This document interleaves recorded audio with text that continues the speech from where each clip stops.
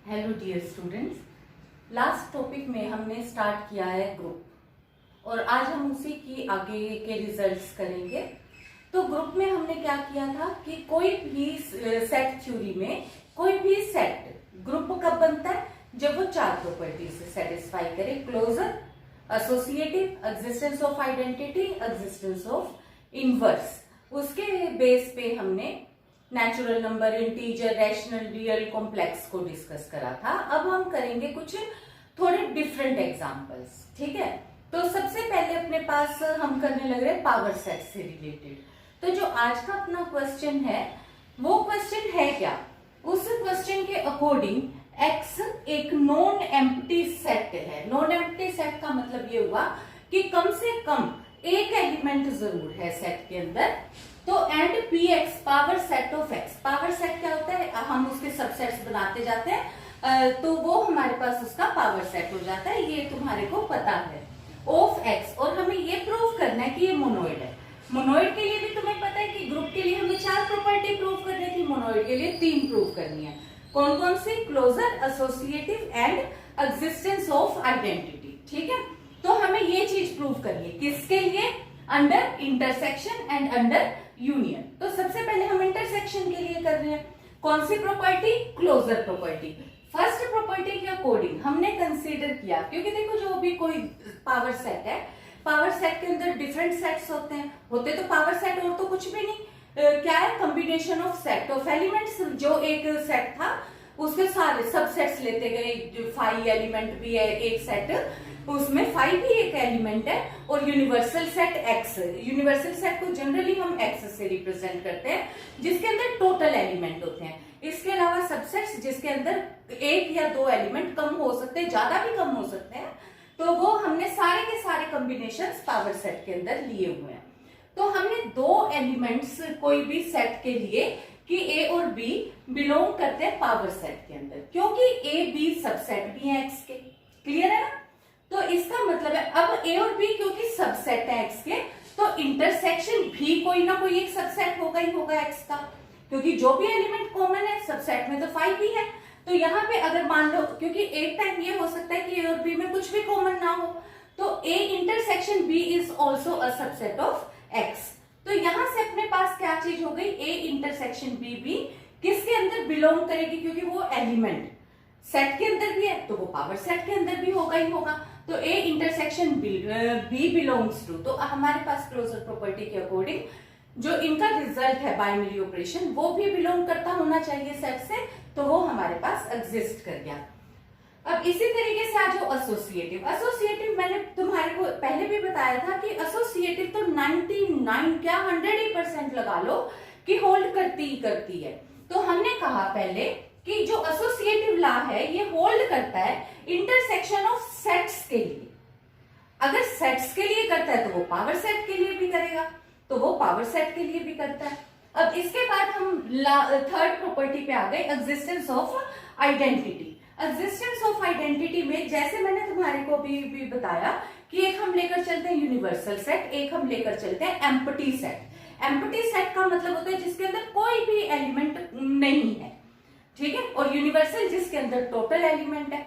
तो हमने अब यहाँ क्या कंसीडर किया कि जब हम इंटरसेक्शन के अंदर एग्जिस्टेंस ऑफ आइडेंटिटी कर रहे हैं तो हमने यूनिवर्सल सेट को पावर सेट का एलिमेंट कंसीडर किया। अब अगर मैं पावर सेट मतलब यूनिवर्सल सेट के साथ इंटरसेक्शन लूंगी तो ए एज इट इज ही रिजल्ट आएगा। तो उसमें फिर हमारे पास क्या होगा, और ए भी किसके अंदर का एलिमेंट है? पावर सेट के अंदर का। तो ये ए इंटरसेक्शन एक्स किसका इक्वल हो गया? ए के। और आइडेंटिटी की यही वो होती है कि ए के साथ मैं किस बाइनरी ऑपरेशन को लूं कि रिजल्ट एज इट इज आए। तो किसकी इंटरसेक्शन ले सकती हूं मैं? एक्स की। अब देखो इसी तरीके से पहले हमने किया इंटरसेक्शन के अंदर, अब हम करेंगे यूनियन के अंदर। बस अब यहाँ पे सिर्फ ये पहले अपने पास इधर इंटरसेक्शन की जगह यहाँ तो यूनियन चेंज कर दो, और यहाँ पे भी बिल्कुल सेम ये यूनियन चेंज कर दो इधर ये वाला। अब यहाँ पे जब अपने पास यहाँ पे भी यूनियन चेंज किया और साथ ही हमने फाई कंसीडर किया, ठीक है। अब अपने पास अब यहाँ पे क्या चीज हुई कि ए और बी सबसेट्स है तो यूनियन भी सबसेट होगी, और ये हमारे पास ये भी पावर सेट के अंदर का एलिमेंट होगा। इसी तरीके से ला होल्ड करता है तो ये अपने पास इंटरसेक्शन में सेट के लिए तो पावर सेट के लिए भी करेगा। इसमें फिर अब देखो हमने एग्जिस्टेंस ऑफ आइडेंटिटी में अब क्या रिजल्ट कंसीडर किया कि x, अब इसमें हम यूनियन में x की बजाय कौन सा यूज करेंगे, एम्प्टी सेट फाई बिलोंग करेगा px में such that a union phi is equal to a for all a belongs to px।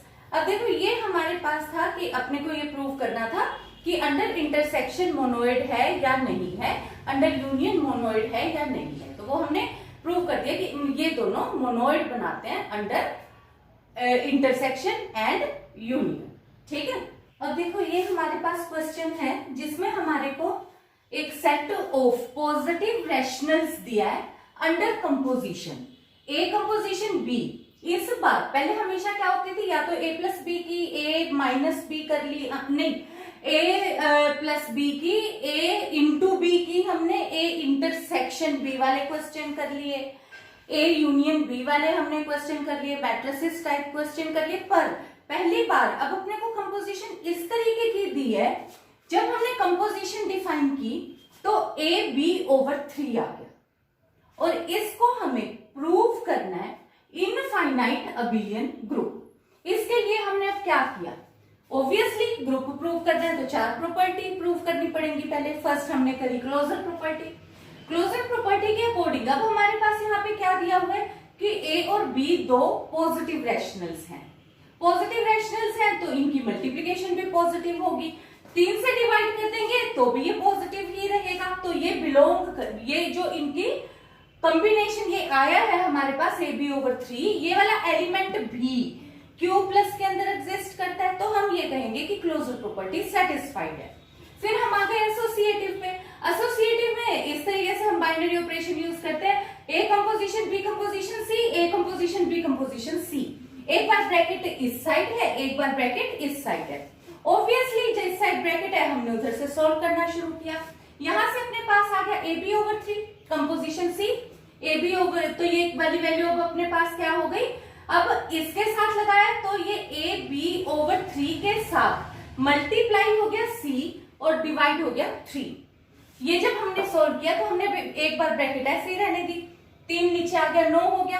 अब इस ब्रैकेट को यूज करना चाहो हटाना चाहो ये तुम्हारी मर्जी, क्योंकि मल्टीप्लीकेशन चाहे इसका हो या इसका हो सेम ही रहना है। तो भी फिर भी हमने इसको मल्टीप्लाई करा, फिर जो रिजल्ट आया उसको इससे मल्टीप्लाई करा तो ब्रैकेट हटा दी, इस तरीके से लिख लिया। अब बिल्कुल सेम हमने सेकंड पार्ट किया। सेकंड पार्ट में ए को बाद में यूज किया, पहले B plus C B composition C को यूज किया, तो बी कंपोजिशन सी की जगह हमने बी सी ओवर 3 यूज कर लिया। अब इधर से फिर अपने पास वैल्यू क्या होगी, फिर ए पे लगा दिया रिजल्ट, तो a into B C over 3 हो गया, और ओवर 3 तो ये वाला रिजल्ट अपने पास अब कितना हो गया, ए बी सी ओवर 9। फिर ये वाली ब्रैकेट हटा दी, तो अब ये दो चीज हमारे पास क्या है, बराबर है, तो इसका मतलब this result is equal to this, तो ये एसोसिएटिव प्रॉपर्टी होल्ड कर गई। अब थर्ड पे आ जाओ आइडेंटिटी। अब आइडेंटिटी के लिए हमने क्या किया, हमें क्या पता आइडेंटिटी एलिमेंट इसकी कौन सी है। अभी तक जब मैंने तुम्हारे को बताया, मैंने तुम्हारे को कहा कि अंडर एडिशन 90% आइडेंटिटी 0 होती है और अंडर मल्टीप्लीकेशन 1 होती है। पर आज हम अदर देन 1 और 0 एक अलग आइडेंटिटी प्रूव करने जा रहे हैं। इसमें हमने मान लिया हमें नहीं पता आइडेंटिटी कौन सी है, ई नाम दे दिया उसको। आइडेंटिटी के लिए रिजल्ट क्या होता है कि मैं ऐसा कौन सा कंपोजिशन लूं ए के साथ एलिमेंट का कि रिजल्ट एज इट इज रहे, तो मैंने उसको ई मान लिया। और लेफ्ट आइडेंटिटी और राइट आइडेंटिटी दोनों सेम होती हैं, तो ये हम आगे करेंगे रिजल्ट्स में। तो ये वाला रिजल्ट अब कंपोजिशन इसके ऊपर लगाई तो ये क्या हो गया, ई ए ओवर 3 हो गया, और should be equal to A equal to this. अब मैं चाहे ये वाला पार्ट सोल्व करूं या ये, एक ही बात है, तो मैंने इस एक पार्ट को ले लिया, क्योंकि ए ई एलिमेंट है 2, और वो हमारे को पता है कि रैशनल नंबर के अंदर क्या है, पॉजिटिव रैशनल, और पॉजिटिव रैशनल कम्यूटेटिव होते हैं, क्योंकि हम ऊपर एसोसिएटिव बीसी बेस पे प्रूव करा। तो ई ए को मतलब मैं 2 और 3 को मल्टीप्लाई करूं या 3 और 2 को, रिजल्ट तो सेम ही रहना है, तो इस वजह से ये सेम ही है, तो मैंने ये एक पार्ट सोल्व कर दिया। अब इस एक पार्ट को मैं लेकर चली तो a मैंने कॉमन ले लिया, a कॉमन लिया तो ये, अब 3 तो 0 हो नहीं सकता, तो only possibility is this that e minus 3 is equal to 0, e is equal to 3। अब तुम कहोगे कि भी मैम यहाँ पे तो a भी मल्टीप्लीकेशन में है, तो either a can be equal to 0 और e माइनस 3 भी इक्वल टू 0। तो यहाँ पे हमने फिर कहा कि a 0 नहीं है। क्यों? क्योंकि a हमारे पास पॉजिटिव रैशनल में बिलोंग करता है। अब पॉजिटिव रैशनल में अब एक अपने पास और क्वेश्चन आता है, क्योंकि देखो अपन मैथ्स के बच्चे हैं और हम ये बात समझते हैं कि 0 हमारे लिए बहुत इंपॉर्टेंट है और as well as problem creator भी है। अब देखो अगर मेरे को 0 से डिवाइड करना पड़ जाए तो मेरे पास 0 का तो इनवर्स एग्जिस्ट नहीं करता। तो यहाँ पे मेरे पास पूरे रैशनल में तो जो सेट दे रखा था पॉजिटिव रैशनल का, पॉजिटिव रैशनल में मैंने 0 के बाद के नंबर कंसीडर किए हुए हैं। इसका मतलब है कि मैंने अब यहाँ पे ओपन इंटरवल 0 टू इंफिनिटी तक के नंबर कंसीडर किए, जिसके अंदर मतलब है कि 0 इंक्लूड नहीं किया है। तो अब तुम्हारे मन में ये डाउट आएगा कि भी 0 क्यों नहीं लिया, तो आप इसको बाद में बहुत डिटेल में डिस्कस करेंगे। तो फिलहाल Q प्लस का मतलब है हमारे पास 0 टू इंफिनिटी नंबर, ठीक है। तो अब इसके बाद अपने पास फिर यहाँ से हो गया कि E identity element E is equal to 3, ठीक है। अब इसके बाद अपने पास नेक्स्ट है इनवर्स। इनवर्स में हमने क्या लिया कि मान लो कोई भी A एलिमेंट है जो कि पॉजिटिव रैशनल का एक नंबर है, तो यहाँ पे फिर इसका मतलब है कि पॉजिटिव रैशनल के अंदर ही एक कोई B नंबर एग्जिस्ट करेगा सच दैट, किस तरीके से इनवर्स की क्या कंडीशन है कि A के साथ मैं कौन से एलिमेंट B की कंपोजिशन लूं कि result is equal to identity element है, और वो इनवर्स लेफ्ट भी होता है राइट भी होता है। तो इसलिए मैंने ये इसको इस तरीके से लिख लिया। अब तुम्हारे को पता है कि हम ऊपर निकाल चुके कि आइडेंटिटी एलिमेंट 3 है, तो मैंने आइडेंटिटी की जगह पे यहाँ 3 पुट कर दिया। कंपोजिशन ली तो a b इंटू 3 हो गया। अब यहाँ पे b a b 3, तो a b is equal to b a तुम्हें पता ही है, तो इसलिए मैंने सिर्फ एक पार्ट डिस्कस किया। a b over 3 is equal to 3, तो b की वैल्यू क्या आ गई, b is equal to 9 over a। अब जो ये 9 ओवर ये a है, ये भी किस में बिलोंग करता है, ऑब्वियसली रैशनल प्लस में बिलोंग करता है। तो इसका मतलब हमारे पास जो a का इनवर्स आया है वो क्या चीज आया है, 9 ओवर a, और जो कि ऑल्सो एक रैशनल पॉजिटिव नंबर है।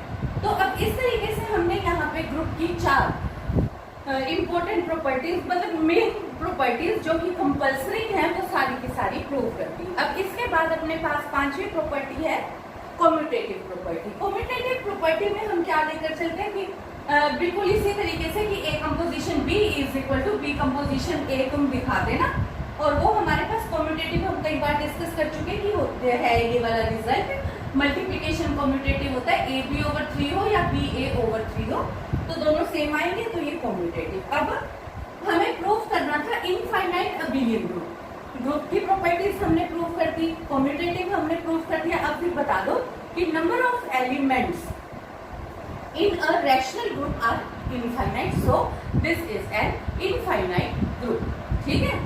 ये अपने पास अब नेक्स्ट क्वेश्चन है। इस क्वेश्चन में हमारे को रिप्रेजेंटेशन दिया हुआ है Q स्टार एक्सेप्ट 1, मतलब रैशनल नंबर्स का सेट है जिसमें सारे रैशनल नंबर्स हैं, केवल और केवल 1 नहीं है। जैसे लास्ट क्वेश्चन में हमने लिया कि set of positive rational numbers, तो हमने कहा एक्सेप्ट 0, तो उन्होंने कहा नहीं, हमने पर हमें पता है कि रैशनल नंबर प्लस है, तो हमने कहां से स्टार्ट किया, 0 से। क्यों? क्योंकि इनवर्स जो है 0 का एग्जिस्ट नहीं करता, वो हम और भी डिटेल में आगे डिस्कस करेंगे। और यहाँ पे 1 कह दिया कि सारे के सारे रैशनल नंबर्स हैं, इस बार 0 भी इंक्लूडेड है, इस बार कौन सा नंबर नहीं है, केवल और केवल 1 इंक्लूडेड नहीं है। तो यहाँ पे हमारे को इस तरीके से कहा। अब बाइनरी ऑपरेशन का साइन, पिछली बार हमने इस तरीके से स्टार से रिप्रेजेंट करा था, इस बार सर्कल, छोटा सा सर्कल या 0 टाइप, ये भी बाइनरी ऑपरेशन का रिप्रेजेंटेशन है। तो A composition B is equal to, इस बार कंपोजिशन हमें किस तरीके की दी है कि A plus B minus A B. तो हमारे पास और ए बी कौन से दोनों नंबर, दोनों बिलोंग करते हैं इस वाले रैशनल के सेट में। तो हमें ये प्रूव करना है कि ये इनफाइनाइट अबिलियन ग्रुप है। तो ऑब्वियसली अब अपने को पिछले वाले क्वेश्चंस की तरीके से सेम करना है। पहले क्लोजर प्रॉपर्टी, तो मैंने ले लिया ये 2 नंबर इस रैशनल के इस रैशनल सेट के एलिमेंट्स हैं। तो अब मेरे को क्लोजर प्रॉपर्टी के लिए ये दिखाना है कि जो मैंने इसकी कंपोजिशन ली ये वाली, तो ये नंबर भी इस सेट के अंदर का होना चाहिए। अब ये इस सेट के अंदर का एलिमेंट कब होगा कि ये कोई भी नंबर हो सकता है, ऑब्वियसली नंबर तो कुछ भी हो सकता है, पर कौन सा नहीं हो सकता, 1 नहीं हो सकता। तो मैंने यहाँ पे ले लिया कि ये 1 नहीं हो सकता, पर अब इसको मुझे प्रूव करना पड़ेगा। तो उसके लिए फिर मैंने मेथड यूज किया कि मैं मान लेती हूँ कि ये 1 है, ठीक है, क्योंकि मेरे को ये क्या नहीं चाहिए, बस 1 नहीं होना चाहिए। तो मैंने कंसीडर कर लिया कि let us consider this is equal to 1। तो जब मैंने 1 कर लिया इसको, तो फिर मैंने इसके फैक्टर बना लिए, ठीक है। देखो मैं इसको यहाँ पे ले आई, फिर b कॉमन निकाला, तो ये इसके 2 फैक्टर आ गए। अब ये 2 फैक्टर्स की प्रोडक्ट मेरे पास कितनी है, 0। तो आइदर दिस इक्वल टू 0 और दिस इक्वल टू 0, तो यानी कि या तो a1 है या b1 है। पर मैं ऊपर से कौन से एलिमेंट कंसीडर करके चली हूँ, a और b किस में बिलोंग करते हैं, q में बिलोंग करते हैं, और जो कि 1 नहीं है। तो इसका मतलब है ये वाला भी एलिमेंट 1 नहीं हो सकता। तो इसका मतलब ये जो कंपोजिशन है हमारी, ये क्लोजर प्रॉपर्टी को सेटिस्फाई करती है। फिर हमने किया एसोसिएटिव। एसोसिएटिव में ए कंपोजिशन बी कंपोजिशन सी, ए कंपोजिशन बी हमने ये लिख दी जो हमें दी हुई थी। फिर इसके साथ हमने कंपोजिशन सी ली, तो यानी कि अब ये वाला एलिमेंट हो गया ए, ये हो गया बी, तो मैंने लिखा a plus B minus A into B. फिर मैंने इसको भी सोल्व कर दिया, सोल्व करा तो ये रिजल्ट आ गया। और जब मैंने इस कंपोजिशन को सोल्व किया, ए कंपोजिशन बी कंपोजिशन सी को इसी पैटर्न से, तो ये भी यही सेम आ गया। तो मैंने यहां से बता दिया कि इसके लिए भी एसोसिएटिव प्रॉपर्टी होल्ड करती है, क्योंकि अभी तक हमने कहा था कि प्लस हो या मल्टीप्लिकेशन हो, सेट थ्योरी हो, मैट्रिक्स मल्टीप्लिकेशन हो, इनके लिए तो एसोसिएटिव प्रॉपर्टी होल्ड करती ही करती है, ठीक है। पर यहाँ पे जो कंपोजिशन थी वो डिफरेंट टाइप की थी, तो हमने एसोसिएटिव प्रॉपर्टी चेक करके देख ली और वो भी हमारे पास एसोसिएटिव आ गया। अब देखो इसके बाद थर्ड प्रॉपर्टी, थर्ड है अपने पास एग्जिस्टेंस ऑफ आइडेंटिटी। आइडेंटिटी के लिए फिर अब मैंने फिर से वही कंसीडर किया कि मैं लेती हूँ कि ई एलिमेंट है जो कि इसके अंदर बिलोंग करता होना चाहिए, और वो उसकी कंपोजिशन में ए के साथ लूं तो result A as it is I, left और राइट, ठीक है। तो यहाँ पे जब मैंने इसके ऊपर बाइनरी ऑपरेशन लगाया तो ये रिजल्ट आया, दूसरी साइड लगाया तो ये रिजल्ट आया। अब मुझे पता है कि ई और ए कौन से रैशनल नंबर है, ए ई भी रैशनल है, तो ये दोनों तो नंबर सेम है ही। इसी तरीके से 2 को ऐड करूं, इन 2 को ऐड करूं, ए प्लस बी बी प्लस ए सेम होते हैं, तो ये नंबर और ये नंबर सेम है, इसलिए मैंने सिर्फ एक पार्ट सोल्व कर लिया। इस एक पार्ट को सोल्व किया तो यहाँ पे ए से ए कट गया, ई कॉमन निकल गया, तो मेरे पास ये रिजल्ट आ गया। अब मुझे पता है कि ए कांट बी इक्वल टू, अब कंडीशन क्या होगी, या तो ई 0 है या 1 माइनस ए 0 है। फिर मुझे पता है A can't be equal to 1, तो only possibility is this that E is equal to 0। तो यहाँ से मेरे पास इस बार फिर से आइडेंटिटी एलिमेंट क्या आ गई, 0। ये क्योंकि डिफरेंट सेट था तो मुझे अब निकाल के देखनी पड़ रही है आइडेंटिटी, और इस सेट की आइडेंटिटी एलिमेंट आया मेरा 0। फिर मैंने अब इनवर्स निकाला। इनवर्स के लिए मैंने क्या कंसीडर किया, मैंने कोई भी एलिमेंट ए कंसीडर किया, उसका इनवर्स मैंने ले लिया कि कोई बी एलिमेंट है जो कि ए का इनवर्स है। अब ए का इनवर्स मैंने कंसीडर किया बी, तो उसकी कंपोजिशन जब मैं लूंगी तो वो किसके इक्वल होनी चाहिए, आइडेंटिटी एलिमेंट। आइडेंटिटी एलिमेंट अभी भी मैंने क्या प्रूव किया, 0, तो that should be equal to 0, ठीक है। तो यहाँ पे a plus B minus A B is equal to 0। अब A B is equal to B A plus A होता ही है, इंटू बी ए के होता है, तो मैंने सिर्फ एक पार्ट को सोल्व किया। इस एक पार्ट को सोल्व किया तो मेरे पास b की वैल्यू ये आ गई। अब ये वाला नंबर भी मेरे पास q के अंदर जो सेट दिया हुआ है उसके अंदर बिलोंग करता है। क्यों? क्योंकि ये नंबर रैशनल में कब बिलोंग करेगा, जब denominator should not be equal to 0। अब डिनोमिनेटर में मेरे पास क्या है, q माइनस 1, और q माइनस 1 कभी 0 हो नहीं सकता। क्यों? क्योंकि सेट में हम पहले ही मान के चले एक्सेप्ट 1। इसीलिए हम पहले भी क्वेश्चंस में लेकर चलते हैं कि जो सेट ऑफ रैशनल है एक्सेप्ट 0, क्योंकि 0 मुझे इंक्लूड भी करनी पड़ रही है, 0 मुझे एक्सक्लूड भी करनी पड़ रही है, जिसको हम फिर एक बार डिस्कस करते रहेंगे डिटेल में, ठीक है। तो यहाँ पे हम अपने पास वैल्यू क्या दे रखी है कि a is not equal to 1। अब इसके बाद फिर आ जाओ म्यूटेटिव, क्योंकि हमें प्रूव करना है इनफाइनाइट अबिलियन। ग्रुप तो अपना हो गया, अब कम्यूटेटिव के लिए हमने ये ए कंपोजिशन बी लिया, तो ए कंपोजिशन बी मेरे पास क्या हो गया, A plus B minus A B. A और बी रैशनल नंबर है, रैशनल नंबर में एडिशन कम्यूटेटिव होता है, तो मैं इसको बी प्लस ए लिख सकती हूँ। ए और बी रैशनल है, मल्टीप्लिकेशन भी कम्यूटेटिव होता है, मैं इसे बी ए भी लिख सकती हूँ, और ये रिजल्ट मेरे पास क्या बन गया, बी कंपोजिशन ए। तो अब इधर से मैंने क्या प्रॉपर्टी भी प्रूव कर दी कि सिस्टम जो मेरा है वो कम्यूटेटिव भी है, और अगेन नंबर ऑफ एलिमेंट इस सेट के अंदर कितने, इनफाइनाइट। तो ये वाला मेरे पास फिर से क्या बन गया, इनफाइनाइट अबिलियन ग्रुप। ठीक है, अब इस क्वेश्चन में हमारे को दिया है कि G is cube root of unity. G एक सेट है जिसके अंदर 3 वैल्यूज है, वो 3 वैल्यूज कौन सी है, क्यूब रूट ऑफ यूनिटी। और अब हमें ये प्रूव करना है कि ये फाइनाइट अबिलियन ग्रुप है। तो अब देखो, of order 3 under multiplication of complex number. अब ये क्यूब रूट ऑफ यूनिटी का मतलब क्या हुआ, क्योंकि तुम्हें पता है X cube is equal to 1 होता है, तो X cube minus 1 equal to 0 को जब तुम सोल्व करते हो तो एक अपने पास यहां से आ जाएगा x square minus plus x plus 1, इस तरीके से आएगा। इसको जब हम सोल्व करते हैं तो 2 रूट इसके आते हैं ओमेगा और ओमेगा स्क्वायर। ठीक है, ये वो चीज हमें बताई है। तो अब हमने यहाँ पे ये 3 वैल्यूज को इस तरीके से टेबल बना ली। अब जब हमने टेबल बनाई है तो ये क्या हो गया, 1 ओमेगा ओमेगा स्क्वायर। यहाँ पे भी हमने लिखा 1 ओमेगा ओमेगा स्क्वायर। कंपोजिशन कौन सी यूज कर रहे हैं हम, मल्टीप्लिकेशन। अब देखो, मैंने इसको 1 को 1 से मल्टीप्लाई किया, 1 आया, 1 को ओमेगा ओमेगा स्क्वायर से, तो ये एज इट इज आ गया। ऐसे ही मैंने यहाँ पे भी 1 से इसको मल्टीप्लाई किया, तो ये ऐसे आ गया। अब इस रिजल्ट को मैं ओमेगा से मल्टीप्लाई करूंगी तो देखो ये क्या आ रहा है, omega omega square omega cube. ठीक है, ये सेकंड रो आ गई। थर्ड रो को मैंने इसको ओमेगा स्क्वायर से मल्टीप्लाई किया, तो ये हो गया omega square omega cube omega 4। अब तुम्हारे को पता है क्योंकि ये क्यूब रूट ऑफ यूनिटी है, तो ओमेगा भी इसका एक रूट है, तो omega cube is equal to 1 होता है। तो जहां कहीं पे भी ओमेगा क्यूब है तो वहां मैंने क्या कर दिया, 1 कर दिया, और जहां कहीं पे भी ओमेगा क्यूब है मैंने 1 कर दिया। ओमेगा 4 कितना हो गया, ओमेगा क्यूब में हमने ब्रेक किया omega and into omega cube, तो ओमेगा क्यूब 1 बन गया, तो ये रिजल्ट हो गया ओमेगा। अब तुम देखो, घूम फिर के 1 ओमेगा ओमेगा स्क्वायर को मैं चाहे 10 बार 50 बार कितनी भी बार वैल्यूज बढ़ा बढ़ा के लिखती रहूं, ये घूम फिर के सिर्फ 3 ही एंट्रीज रहेंगी, आइदर 1 ओमेगा ओमेगा स्क्वायर। ठीक है, तो ये पहला नंबर हमारे पास हो गया। तो system is closed using composition table. तो ये इसको आप बोलते हैं कंपोजिशन टेबल।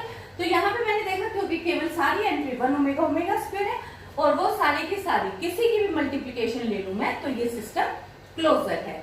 फिर मैंने एसोसिएटिव में कहा क्योंकि ये जो नंबर है ये कॉम्प्लेक्स नंबर होते हैं, क्योंकि वो जो ये अपने पास रियल फैक्टर इसका क्या होगा, सिर्फ 1, और बाकी तो इसके रूट कौन से होते हैं, इमेजिनरी, ओमेगा और ओमेगा स्क्वायर दोनों इमेजिनरी है। तो ये कॉम्प्लेक्स नंबर सिस्टम के अंदर आ गया। और कॉम्प्लेक्स नंबर सिस्टम भी हमें पता है कि हमेशा एसोसिएटिव होता है। तो मैंने यहाँ पे ये बता दिया कि ये कॉम्प्लेक्स नंबर है 1 ओमेगा ओमेगा स्क्वायर, तो एसोसिएटिव ला कॉम्प्लेक्स नंबर के लिए होल्ड करता है अंडर मल्टीप्लिकेशन, तो इन 3 नंबर के लिए भी होल्ड करेगा। फिर एग्जिस्टेंस ऑफ आइडेंटिटी। अब तुम देखो यहाँ पे आइडेंटिटी क्या है कि अगर मैं 1 से किसी को भी, देखो यहाँ पे मैंने 1 से मल्टीप्लाई किया, ये वाली रो एज इट इज आ गई, इस वाली को मैंने 1 से मल्टीप्लाई किया, एज इट इज आ गई, तो ये लेफ्ट आइडेंटिटी भी राइट आइडेंटिटी भी है, तो 1 इज आइडेंटिटी एलिमेंट। अब इसके बाद अपने पास नेक्स्ट क्या है, इनवर्स। इनवर्स में मेरे पास क्या होना है कि मैं ए के अंदर जो भी कोई भी एलिमेंट है क्या मल्टीप्लाई करूं कि result is equal to identity element. Identity मेरा 1 है, तो 1 के अंदर तो मुझे 1 करना पड़ेगा, यानी कि 1 का इनवर्स, तो यानी कि 1 का इनवर्स मेरे पास क्या है, 1 इटसेल्फ। कोई एलिमेंट अपने आप का इनवर्स भी हो सकता है, तो 1 अपने आप का इनवर्स है। अब जब मैंने ओमेगा लिया तो ओमेगा के साथ ऑब्वियसली मैं ओमेगा स्क्वायर मल्टीप्लाई करूंगी तब 1 आएगा, और इसी तरीके से ओमेगा स्क्वायर के साथ मैं ओमेगा मल्टीप्लाई करूंगी तब 1 आएगा। ठीक है, तो यहाँ पे मेरे पास ओमेगा का इनवर्स क्या हो गया, ओमेगा का इनवर्स हो गया ओमेगा स्क्वायर का इनवर्स क्या हो गया, ओमेगा। तो यहाँ पे मेरे पास इनवर्स यानी कि घूम फिर के 3 एलिमेंट है, 1 अपने आप का इनवर्स है, ओमेगा का इनवर्स ओमेगा स्क्वायर का इनवर्स ओमेगा।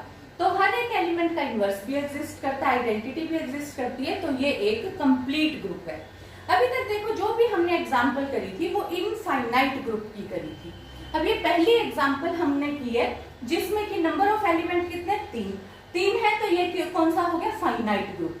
फाइनाइट ग्रुप में ऑर्डर कितना होता है कि जितने किसी ग्रुप के अंदर एलिमेंट होते हैं वो उसका ऑर्डर होता है।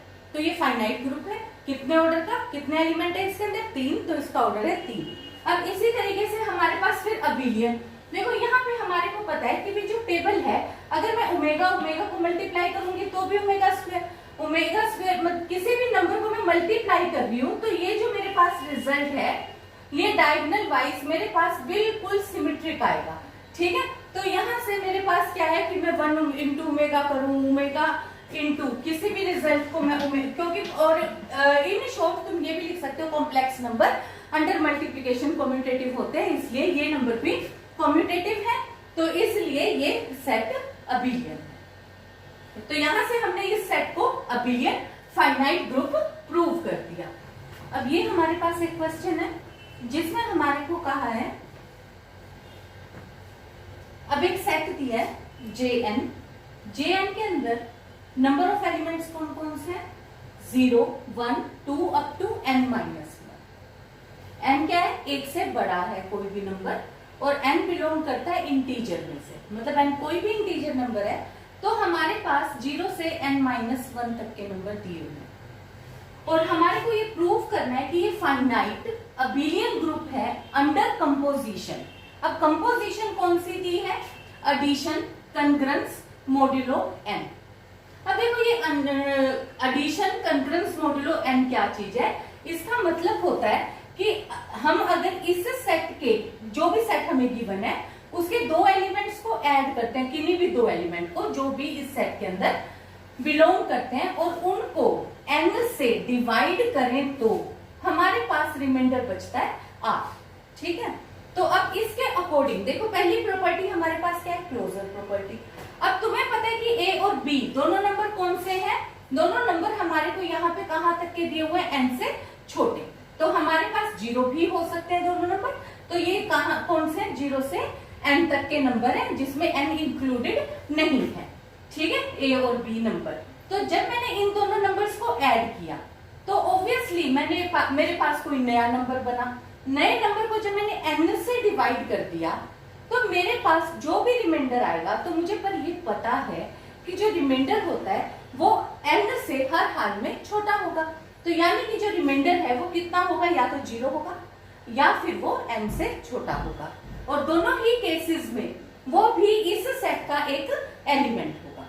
ठीक है, तो यानी कि जो हमारे पास जो भी नंबर आया है वो इस सेट का ही एलिमेंट होगा, जो रिमाइंडर आएगा इन दोनों की कंपोजिशन के बाद। तो इसका मतलब है हमारे पास क्लोजर प्रॉपर्टी एग्जिस्ट कर गई। अब तुम्हारे को पता है कि ये जो सारे के सारे नंबर है इंटीजर्स के हैं, और इंटीजर्स हमेशा एसोसिएटिव होते हैं, जैसे a plus B plus C.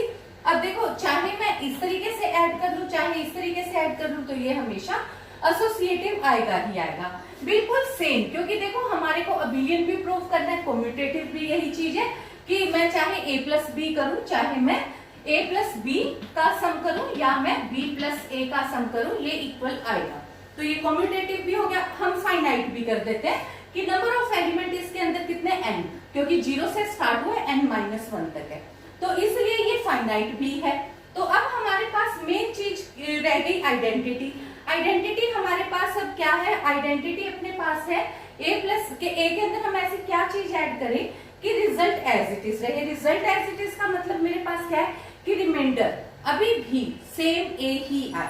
a के अंदर मैं ऐसा कौन सा नंबर ऐड करूं कि रिमाइंडर अभी भी a ही आए, तो ऐसा नंबर तो 0 ही हो सकता है। मैंने a के अंदर 0 ऐड किया तो रिमाइंडर क्वेश्चन बन गया a, और a को n से डिवाइड करा तो रिमाइंडर कितना आया, a ही आया। तो या लेफ्ट हो या राइट, तो ये एज इट इज आ गया। अब जो मेन चीज है देखो हमारी, वो है मेन अब इनवर्स। अब इनवर्स में हमने क्या किया, इनवर्स में मैंने कहा कि भी देखो एक तो इसके अंदर या तो 0 एलिमेंट है या नॉन 0 एलिमेंट है। पहले मैंने 0 की बात करी, अब देखो मैं जब 0 को n से डिवाइड करूंगी तो रिमाइंडर कितना आएगा, 0 ही आएगा, क्योंकि 0/n इज इक्वल टू 0। तो इसलिए मैंने पहले 0 को अलग से सॉल्व कर दिया कि 0 का इनवर्स इटसेल्फ है। ठीक है, अब इसके बाद मेरे पास अब नॉन 0 की बात करती हूँ मैं, जब मैंने ऐसा एलिमेंट लिया a सेट का अदर देन 0, ठीक है। तो जो अब 0 नहीं है, तो अब मेरे को रिमाइंडर कितना चाहिए, मुझे रिमाइंडर चाहिए 0। तो अब मुझे क्या करना है, ए के अंदर मैं ऐसे कौन सा नंबर ऐड करूं कि रिजल्ट इज इक्वल टू 0 आ जाए। ऑब्वियसली ए कट जाए और n ही नंबर बन जाए, तो ताकि मैं जब n को n से डिवाइड करूंगी तो मेरे पास रिमाइंडर कितना आएगा, 0। तो इस वजह से मैंने अब यहाँ पे क्या किया, चाहे मैं इसे लेफ्ट ले लूं चाहे मैं राइट ले लूं, क्योंकि इनवर्स मुझे लेफ्ट और राइट दोनों सेम चाहिए। तो अब इसमें यहाँ से हमारे पास हो गया कि जो ये n-a है वो भी किसका एलिमेंट होगा, वो भी इस सेट का एलिमेंट होगा। अब तुम्हारे को देखो, मेन तो क्वेश्चन ये था, तो हमारे पास इनवर्स भी एग्जिस्ट कर गया, पर हो सकता है तुम्हें यहाँ से ये कुछ ना पता लगा हो, तो अब हम इधर आ जाते हैं। देखो अब मैंने इस सेट में क्या कंसीडर कर लिया, यहाँ पे दिया हुआ था 0 से n-1, मैंने यहाँ पे n को 7 कंसीडर कर लिया, n को मैंने 7 कंसीडर कर लिया। नंबर कहां से कहां तक ले लिए सेट में, 0 से 6 तक, ठीक है। जब मैंने 0 से 6 तक लिए तो 0 तो मैंने छोड़ दी, 0 वाला तो केस हम डिस्कस कर चुके। अब 1 से 6 नंबर आ गए। अब देखो 1 के अंदर मैं कौन सा नंबर ऐड करूं, तो मैंने 6 ऐड किया। तो अब अगर मैं 7 को 7 से डिवाइड करूंगी तो मेरे पास ये 1 आ गया, ये 1 आ गया, और रिमाइंडर कितना आया, 0। इसी तरीके से 2 के अंदर मैं क्या ऐड करूं, 5। तो देखो ये 7 बना, 7 को 7 से डिवाइड किया तो रिमाइंडर कितना आया, 0। 3 के अंदर क्या ऐड करूं, 4। तो 4 को जब मैंने ऐड किया तो ये मेरे पास कितना आया, रिमाइंडर 0। ऐसे ही 1 में मैंने 6 ऐड किया तो 6 में 1, 2 में 5 किया तो 5 में 2, 3 में 4 किया तो 4 में 3 ऐड किया, ठीक है। अब इसी तरीके से अब यहाँ पे आ जाओ, a n-a। अब देखो जब a 1 है, ठीक है, तो n-1 कितना हो गया, n7, 7 - 1 6, ये 2, तो 7 - 2 5, 3, 7 - 3 4, ठीक है। तो ये हमारे पास इस तरीके से नंबर हैं।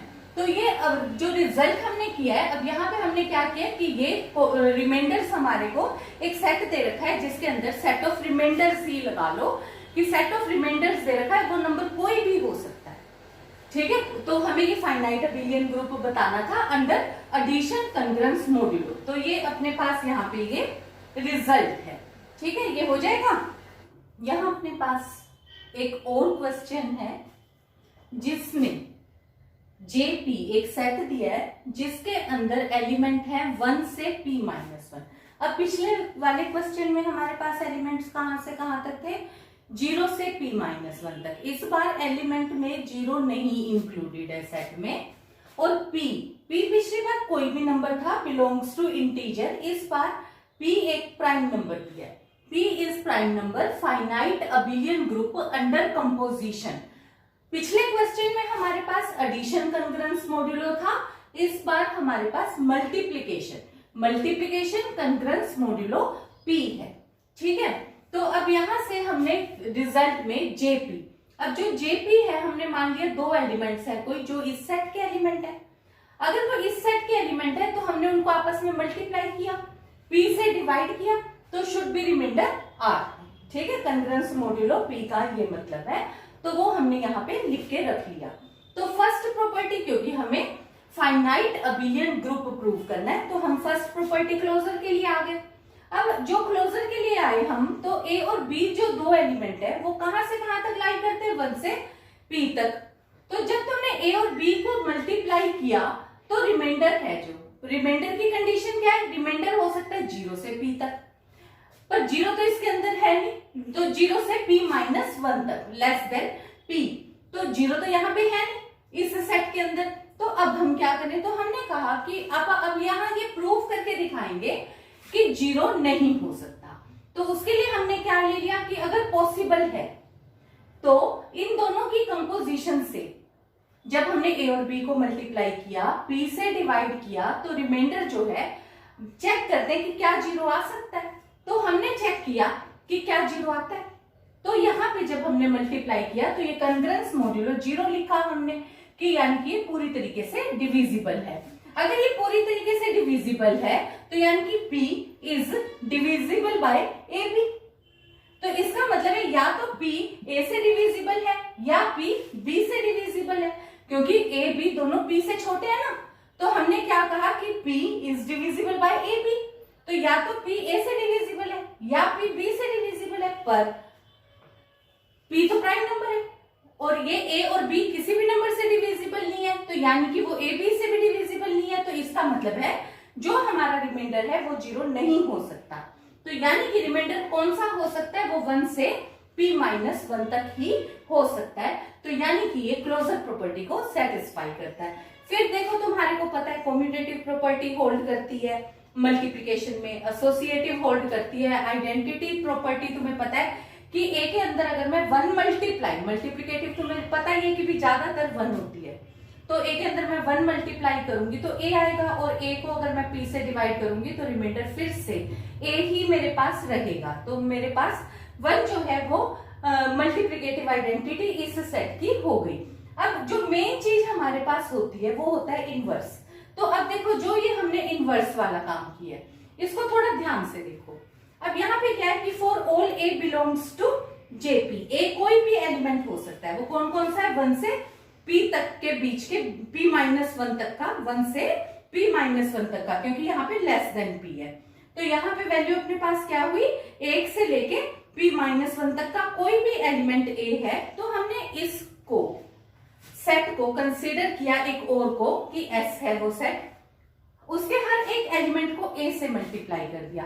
a से मल्टीप्लाई करने का मतलब क्या है, देखो ये सेट तो हमारे को 1 से p-1 तक का ही दे रखा है, जो इनवर्स है वो भी 1 से p-1 तक ही हो सकता है। अब मैंने एक बार एक सेट को सारों को, जैसे 1 ओमेगा स्क्वायर वाला क्वेश्चन किया, तो पहले मैंने एक बार सबको 1 से फिर ओमेगा स्क्वायर से मल्टीप्लाई करके कंपोजिशन टेबल बनाई थी। ऐसे ही अब मैंने ज्यादा काम नहीं किया, मैंने एक एलिमेंट कोई और इसी सेट का एक एलिमेंट ए उससे मल्टीप्लाई कर दिया। तो जैसे मेरे पास कोई भी था, मान लो सपोज ये 2 से मल्टीप्लाई किया तो ये हो गया 2, 4, 6 एंड मान लो ये 7 था, तो वो 7 का ये या लास्ट नंबर हो गया 6 हुआ, तो यहाँ 12 तक के ये सारे नंबर आ गए। अब मैंने ये बताना है कि ये सारे के सारे नंबर्स जो हैं सारे के सारे डिफरेंट है। तो अब डिफरेंट बताने के लिए मेरे पास फिर से क्या तरीका है, मैं मान लेती हूँ अगर डिफरेंट नहीं है तो कोई ना कोई 2 सेम होंगे, 2 सेम होंगे तो मैंने मान लिया कि IA is equal to JA होगा। IA सपोज ये IA है, ये JA है, तो मैंने मान लिया कि IA will be equal to JA और IJ दोनों ही वैल्यू कहां से कहां तक लाई करती है, 1 से p-1 तक। ठीक है, तो यहाँ पे I और J बराबर नहीं है, तो हमने एक नंबर बड़ा एक नंबर छोटा मान सकते हैं, कोई ऑब्जेक्शन नहीं। तो हमने मान लिया I is greater than J, तो I माइनस J की भी वैल्यू कितनी होगी, तो ये वाली वैल्यू भी 0 से P के बीच में लाई करेगी। तो ये वाली वैल्यू अपने पास क्या है, क्योंकि I is not equal to J, तो जो ये वैल्यू अपने पास आई है I माइनस J, ये 0 तो हो नहीं सकती, तो ये भी वैल्यू कहां से कहां तक लाई करेगी, यानी कि 1 से लेके p-1 के बीच में कहीं पे लाई करेगी। अब इसके बाद अपने पास यहाँ से क्या हो गया, IA is congruent modular to JA mod P। अब इस चीज का मतलब क्या है, क्योंकि ये वाला रिजल्ट इसके इक्वल है, तो अगर मैं इन दोनों को माइनस करूंगी तो कितना रिजल्ट आएगा, 0, यानी कि रिमाइंडर कितना बचेगा, 0। अगर रिमाइंडर 0 है मेरे पास, तो इसका मतलब क्या हो गया कि P इस टर्म को, इसके माइनस को पूरी तरीके से डिवाइड करती है, that is P is fully divisible, IA minus JA is completely divisible by P।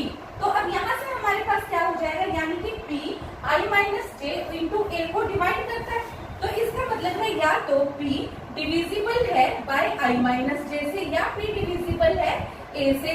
पर ये तो हो नहीं सकता, ये क्यों नहीं हो सकता, क्योंकि P हमारे पास क्या है, P is a prime number, और प्राइम नंबर से पहले जैसे अब मैंने सपोज 1, 2, 3, 4, 5, 6, 7 ले लिया, 6 तक ले लिया और 7 को एक प्राइम नंबर कंसीडर कर लिया, जैसे पिछले एग्जांपल में हमने यूज किया था।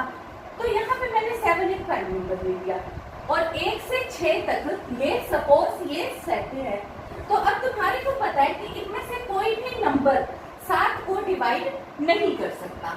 अब क्योंकि इनमें से कोई भी नंबर, तो I माइनस J भी क्या है, इन्हीं में से एक है, और A क्या है, A भी इन्हीं में से कोई एक नंबर है, तो कोई भी नंबर इस 7 को डिवाइड नहीं कर सकता। तो ये हमारे पास कंट्राडिक्शन आ गई, तो इसका मतलब अपने पास क्या हो गया कि ऑर्डर ऑफ एस भी, मतलब ये सारी की सारी वैल्यूज डिफरेंट हैं, जो ये 1 इंटू ए 2 इंटू ए, ये सारी की सारी डिफरेंट है और कोई भी आइडेंटिकल नहीं हो सकती। तो इससे अपने पास क्या कंक्लूजन निकला, यानी कि ऑर्डर ऑफ एस, जो ये सेट है एस, इसके अंदर भी नंबर ऑफ एलिमेंट कितने हो गए, ऑब्वियसली b-1 एलिमेंट हो गए। अब इसके अंदर भी एलिमेंट कितने, b-1 है, तो इसका मतलब हो गया s is equal to JP. और जैसे हमने रिजल्ट किया था 1 omega omega square, 1 omega omega square में हमने क्या किया, उनको कंपोजिशन टेबल के थ्रू हमने बार बार, मतलब पहले 1 से मल्टीप्लाई करा तीनों टर्म्स को, फिर ओमेगा से, फिर ओमेगा स्क्वायर से आया, ओमेगा स्क्वायर से जब मल्टीप्लाई किया तो ओमेगा 4 भी आया, ओमेगा 5 भी आया, पर उसको हमने किस पे शिफ्ट कर दिया था, 1 पे शिफ्ट कर दी, क्योंकि ओमेगा क्यूब की वैल्यू 1 पुट करी तो ओमेगा और ओमेगा स्क्वायर इसको हमने लिख लिया था, यानी कि घूम फिर के वो टेबल में 1 ओमेगा ओमेगा स्क्वायर ही आया था। अब इसी तरीके से हमारे पास यहाँ से जो रिजल्ट्स हैं वो अपने पास क्या हो गए, तो ये वाली वैल्यू जो है, जो भी इसका प्रोडक्ट है, यानी कि जो प्रोडक्ट के बाद फिर इसका एक्चुअली में मतलब क्या है कि इन दोनों प्रोडक्ट ले लिया, फिर उसको तुम 7 से, मतलब या p से डिवाइड करोगे, p से जब तुमने डिवाइड कर दिया तो रिमाइंडर कितना बचेगा, इनमें से 1। तो ये वाली टेबल अपने पास आएगी, क्योंकि ये कंपोजिशन के बाद का रिजल्ट है, ठीक है। तो इधर से अपने पास अब यहाँ पे क्या हो गया, क्योंकि s इज इक्वल टू जे भी कंसिडर किया, और 1 क्या है, 1 एक आइडेंटिटी एलिमेंट है, तो वो जेपी के अंदर बिलोंग करता है, तो वो एस के अंदर भी बिलोंग करेगा। अब हमें क्या पता वो किस एलिमेंट, ये वाली प्रोडक्ट में, क्योंकि किसी में जब हमने ओमेगा को ओमेगा स्क्वायर से मल्टीप्लाई किया तब 1 बना, ओमेगा स्क्वायर को ओमेगा से मल्टीप्लाई करा तब 1 बना। तो अब हमें नहीं पता कि हमने कौन सी वैल्यूज को मल्टीप्लाई करा, तो इस टेबल में कहीं पे एक वैल्यू 1 आई, वो हमने कहा के composition A is equal to 1 आएगी। तो वो किस तरीके से, सच दैट के A -1 जो है वो पूरी तरीके से डिविजिबल होगा बाय P। तो अब यहाँ पे इस चीज को हम किस तरीके से अब एक्सप्लेन कर सकते हैं, अब देखो इसमें हमने फिर अब यहाँ पे ये मान लिया, ठीक है, हमने क्या कंसीडर किया कि 7 एक प्राइम नंबर है, सेट के अंदर एलिमेंट कौन कौन से, 1 से 6 है। अब हमें प्रूव क्या करना है कि इस सेट में हर एक एलिमेंट का एक इनवर्स है। थ्योरेटिकली तो हमने ये कर दिया, अब हम न्यूमेरिकली इसको अंडरस्टैंड कर लेते हैं। अब जैसे अब देखो 1, ठीक है, अब 1 को तुम किसके साथ इस तरीके से कंपोजिशन लोगे कि रिजल्ट इज इक्वल टू 1 ही आए, क्योंकि मल्टीप्लिकेशन है, तो 1 की मल्टीप्लिकेशन तुम किसके साथ लोगे, ऑब्वियसली 1 के साथ ही लोगे।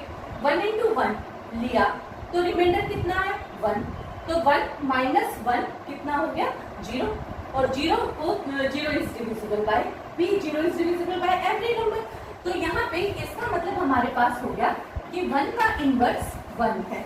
अब हमारे पास लिस्ट में आ गया 2, अब हम 2 को कौन से नंबर से मल्टीप्लाई करें, अब देखो, क्योंकि अब इसमें 1 तो खत्म हो गया एक बार, अब मैंने 3 ले लिया, क्योंकि तुम्हें ये भी पता है कि देखो पूरे ग्रुप की आइडेंटिटी एक होती है, पर हर एक एलिमेंट का इनवर्स अलग होता है। तो अब हमारे पास अब यहाँ पे 2 आ गया, अब 2 में हमने 3 से मल्टीप्लाई करा, अब मैंने सपोज 2 को 3 से मल्टीप्लाई किया तो ये आ गया 6। अब इसका तो मुझे कोई बेनिफिट नहीं हो रहा, क्योंकि 6 तो 7 से डिविजिबल ही नहीं है। तो मैंने अब क्या किया, इसको मैंने 4 से मल्टीप्लाई किया, तो ये अब मेरे पास आ गया 8 आया, तो मैंने 8 को 7 से डिवाइड किया, तो यहाँ पे मेरे पास अब रिमाइंडर कितना आ गया, 1, यानी कि 2 का इनवर्स मेरे पास आ गया 4। तो यहाँ पे ये क्या आ गया, 2 का इनवर्स आ गया 4। अब देखो जबकि प्रोडक्ट एक बार 6 से बड़ी आई है, ये नहीं कि 20 में, पर क्योंकि हम उसके बाद डिवाइड करते हैं और उसके बाद रिमाइंडर की लिस्ट रखते हैं।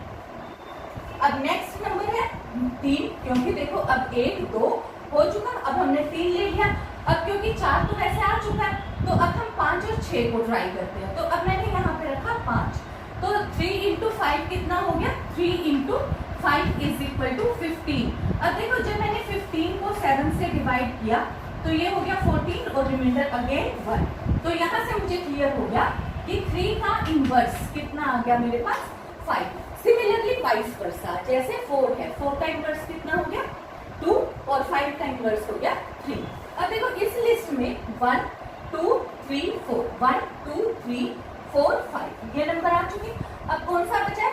सिर्फ मेरे पास 6 बचा है। तो अब मैंने 6 ले लिया। अब मैं कौन सा नंबर लूँ? देखिए कुछ नंबर अपने आप के इनवर्स होते हैं। अब 2 का भी इनवर्स 4 है तो 4 का 2 है, 3 का 5 है तो 5 का 3 है, 1 इटसेल्फ है। तो अब मैं 6 को 6 से ही मल्टीप्लाई करके देखती हूँ। तो जब मैंने 6 को 6 से मल्टीप्लाई करा तो मेरे पास आ गया 36। अब 36 को जब मैंने 7 से डिवाइड किया तो ये आ गया 5, 35 रिमाइंडर 1। तो यहाँ पे भी मेरे पास, अब यहाँ से मेरे को क्या कंक्लूजन निकला कि 6 का इनवर्स 6 ही है। ठीक है, अब मैं इस चीज को हटा देती हूँ और ये मेरे पास क्या चीज आ गई कि 6 का इनवर्स मेरे पास 6 है। तो इस तरीके से मैंने सेट के हर एक एलिमेंट का इनवर्स फाइंड आउट कर दिया। ठीक है, तो ये मेरे पास अब यहाँ से क्या रिजल्ट निकला कि जो ये एक सेट था जिसके अंदर मेरे पास p-1 एलिमेंट्स थे, क्योंकि वो फाइनाइट है तो फाइनाइट हो गया, कम्यूटेटिव होल्ड करता है तो कम्यूटेटिव, और ये उसने 4 प्रॉपर्टीज सेटिस्फाई करती। तो आज अपन इतना ही काम करेंगे। अब अगला बाकी काम हम नेक्स्ट लेक्चर में करेंगे। Thank you, have a nice day.